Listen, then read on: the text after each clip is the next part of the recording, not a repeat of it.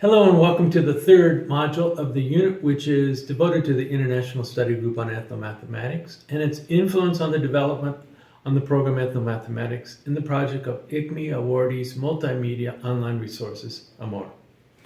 In the last interview we conducted with D'Ambrosio, Professor D'Ambrosio stated that in 1985, in the NCTM annual meeting in San Antonio, Texas, I invited several colleagues to get together for a short meeting in an empty meeting room, and we talked about future possibilities regarding the program Ethnomathematics. Indeed, this invitation was encouraged after listening to keynote address by Jeremy Kilpatrick given 2 nights before at the research pre-session by Alan Bishop on the social dimensions of mathematics education in research.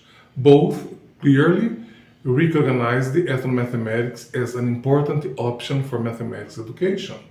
This was an indication that it was time to form a study group on ethnomathematics. Those who accepted my invitation readily agreed with this, and we started to plan some steps to launch a study group. It was decided to publish a newsletter to serve as a vehicle for communication of thoughts and projects on ethnomathematics. At the 63rd annual meeting of the National Council of Teachers of Mathematics, held in 1985 in San Antonio, participants Gloria Gilmer, Patrick Scott, Gilbert Cuevas, and Ubiratan D'Ambrosio remained after the closing of Jeremy Kilpatrick's lecture entitled Research in Mathematics Education Around the World to hold a brief meeting. They had just heard from Professor Kilpatrick, who emphasized the importance of ethnomathematics.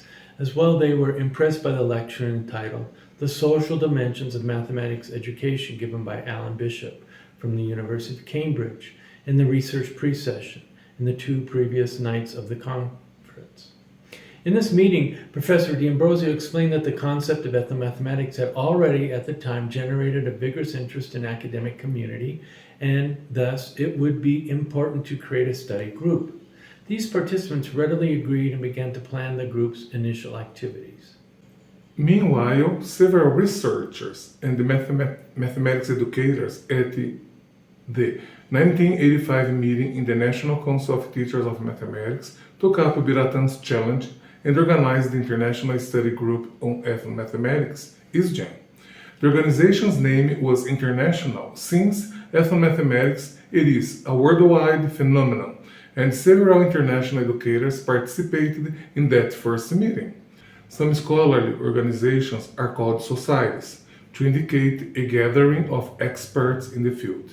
The ISGEm organizers instead chose the term study group, modestly stating that they gather to study and learn from each other about this new academic field. Almost 40 years later, the study process continues. The first task of ethnomathematics was to learn about interactions of culture and mathematics around the world, and investigations reported such interactions. It is important to highlight that ethnomathematics is not just an anthropology of mathematics. Rather, it looks at how cultural models and examples can be incorporated into school mathematics, and how entire curricula and instructional practices can reflect local applications of mathematics. During the implementation of ISGEm, according to D'Ambrosio, it was necessary to put together a mailing list of colleagues whom we knew were interested in ethnomathematics.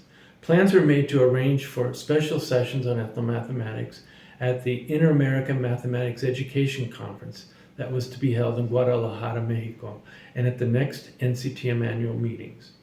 Then it was decided that these participants would publish a newsletter to serve as a vehicle for communicating thoughts and projects in ethnomathematics. In relation to the ISGEm newsletter, Professor D'Ambrosio affirmed that the newsletter was decisive in keeping together ISGEm. It was planned to be published twice a year, in May and in November. Interested mathematics educators were encouraged to contribute concept papers, information on research in ethnomathematics, particulars on relevant professional meetings, book reviews, Annotated bibliographic entries were particularly solicited, and any ideas for promoting the study of ethnomathematics. Thus, ISGEm was born in 1985. It is important to emphasize that Patrick Scott from the University of New Mexico took on the responsibility of editing the first newsletter.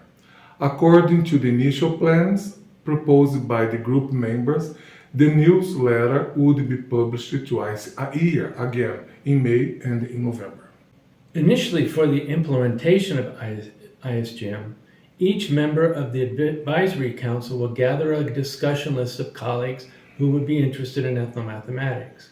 At the time, there was no internet, and I particularly have many fond memories as a young graduate student of Professor Scott's at the time, cutting and pasting the newsletter, then sending hard copies out to numerous locations worldwide for individuals to Xerox and mail within their own countries or discussion lists.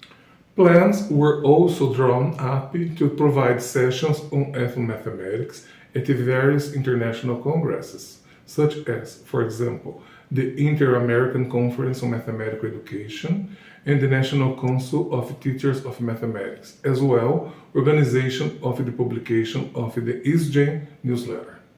In the first phase of the history, ISGEm sponsored participation and meetings at the annual conference of the National Council of Teachers of Mathematics at the International Congress on Mathematics Education. In 1990, ISGEm became an affiliate of the National Council of Teachers of Mathematics in the United States. As stated earlier, the initial ISGEm advisory board was composed of Gloria Gilmer in the United States, Gilbert Cuevas in the United States, Ubiratan D'Ambrosio in Brazil, and Patrick Scott in the United States. Thus, in 1985, ISGEm was created, which launched the program Ethnomathematics internationally. In this regard, D'Ambrosio stated that a first advisory group for the new International Study Group on Ethnomathematics was formed, and Gloria Gilmer of Coppin State College in Baltimore agreed to serve as the first chair of the newly formed group. Other members were Gilbert Cuevas in Coral Gables, Florida, Ubiratan D'Ambrosio in Campinas, Brazil, and Patrick Scott at the University of New Mexico in Albuquerque. Together, they took on the responsibility of editing the newsletter in two versions, English and Spanish. In these 39 years since ISGEm was created, there have been 6 presidents of this study group. Gloria Gilmer, from August 1985 to July 1996, Ubiratan D'Ambrosio, from July 1996 to July 2000, Paul Gertz, from July 2000 to November 2014, Maria Luisa Oliveira Contreras, from November 2014 to July 2018, Lawrence Shirley, interim president from July 2018 to January 2020, and currently Milton Rosa as from January 2020. In this context, it is important to emphasize that in 1985, the International Study Group on Ethnomathematics launched Ethnomathematics as a program internationally. One of the main objectives of ISGEm is to encourage that the field of ethnomathematics continues to grow with a solid research paradigm and serious recognition of how this program can guide policy in education, government, peace, and social justice. Similarly, this is a good time to pause to see what has been happening over the past third of a century and to think about where ethnomathematics is going.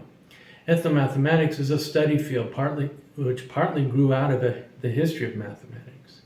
In the history of ISGEm, some early ethnomathematics research came from people who worked in international and cross-cultural settings and tried to highlight mathematics that had been held back by neglect and oppression. Philosophical studies in ethnomathematics also demonstrate cultural mathematic relations that have been blocked or previously ignored. What is encouraging for many of us is new points of view, new concerns, and new voices as ethnomathematics grows and gathers momentum in numerous diverse locations worldwide.